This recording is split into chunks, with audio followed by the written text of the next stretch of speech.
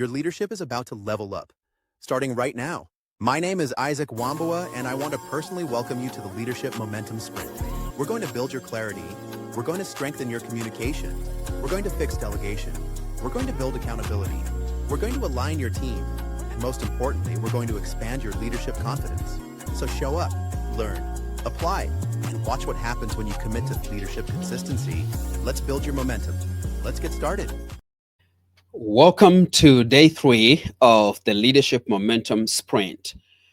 Yesterday, you mapped your influence. Today, we identify your influence gaps, the places where your leadership flow is blocked. Potentially, every leader has one direction that feels strong and another that feels weak. Maybe you communicate well with your team but struggle with aligning with your peers, or maybe you influence well across departments but struggle with influencing up. Whatever the gap is costing you momentum, that's for sure. When you identify where influence is blocked, you reclaim control. You stop being frustrated by the same patterns and start leading with intention. So today, look at your sphere map from day 2 and ask, where do I feel friction? This is the map we used for day 1 and day 2. Basically just showing you how you, being a leader in the middle, you should be able to influence, that's your superiors, influence right across, and also influence down when you are working with your team. So the question is, where do I feel friction? Where do messages get lost? Where does progress slow down? Name the gap.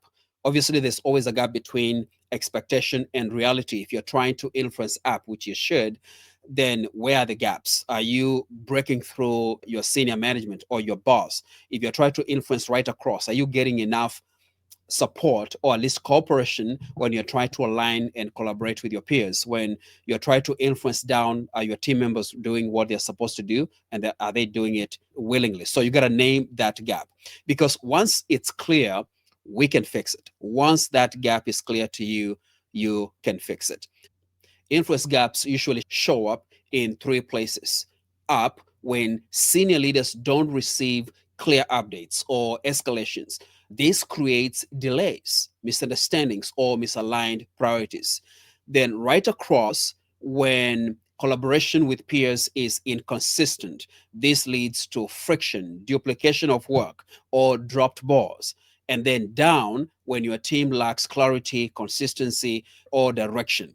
This produces confusion, rework, or uneven performance all across the board. Today, we are going to identify exactly where your influence is strongest and where it needs strengthening. When you know your gaps, you can close them quickly and intentionally.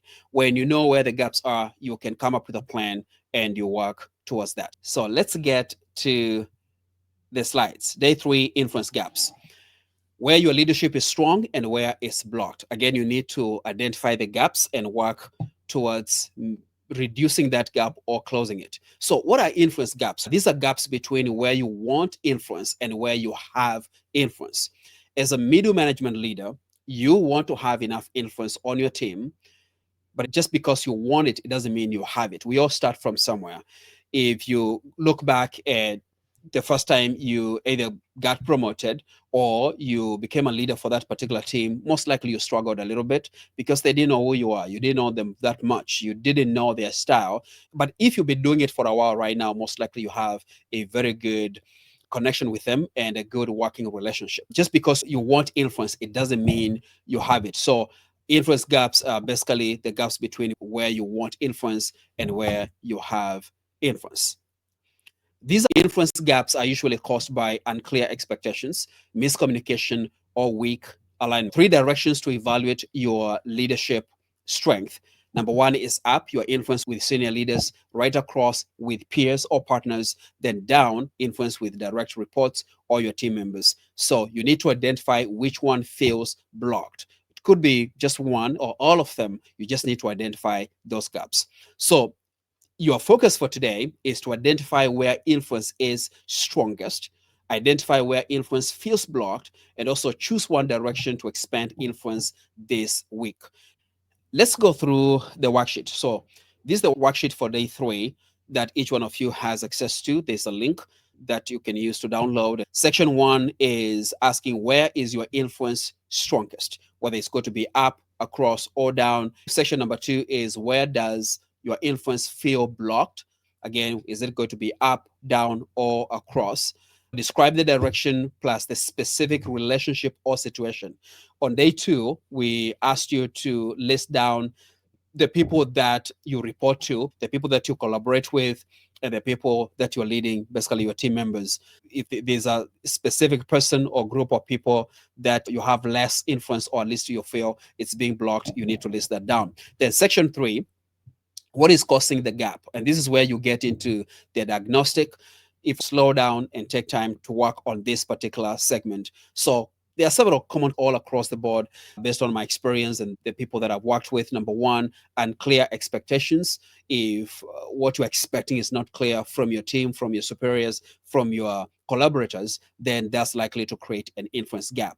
Number 2 is limited communication. And this could be either unclear communication, or probably you're using a text message and it made sense in your head, but it didn't make sense people you're trying to communicate with.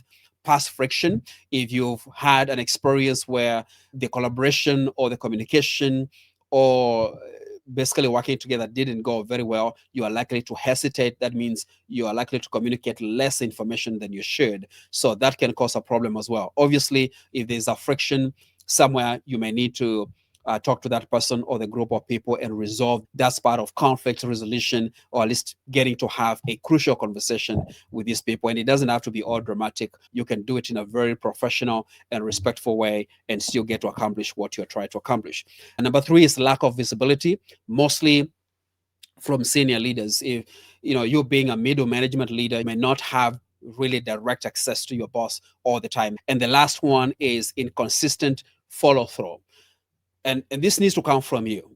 Even though you have your boss or your directors, your senior leaders, and you have your collaborators, especially those 2 areas, you are still responsible for driving the influence and getting what you want as a leader.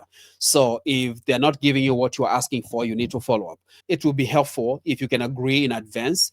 This is the mode of communication we are going to use. These are the expectations. If I don't hear from you, should I call you? Should I text you? Should I email you? With that kind of understanding, it makes it easy to work with others.